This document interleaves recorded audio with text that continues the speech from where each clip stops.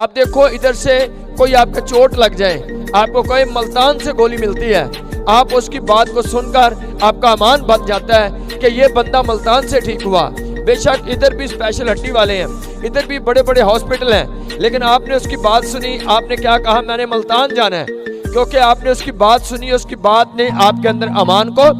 पैदा कर दिया कि वहां से शिफा मिलती है। ऐसे लोग खुदा पर, अगर आप दुनिया आज आपको ईमान में कमजोर नजर आती है, अगर आप फौरन देखते हो लोग अमान से बाहर चले जाते हैं, तो उसकी एक वजह लोग खुदा का कलाम नहीं सुनते हैं। लोगों की तवज्जो जो है वो कलाम की तरफ नहीं है, लोग इधर उधर की बातें ज्यादा सुनते रहते हैं, लोग मुश्किलात की, दहशतगर्दी की, हादसों की बातें सुनते रहते हैं, इसलिए लोग खौफ और डर में रहते हैं। लेकिन अगर आप कलाम सुनो, कलाम आपको दिलेर करता है, कलाम आपको रूहानी मजबूत करता है, कलाम आपके ईमान को बढ़ाता है, और आप कलाम सुन के अपने आप को पाक रख सकते हो। कलाम सुन के आप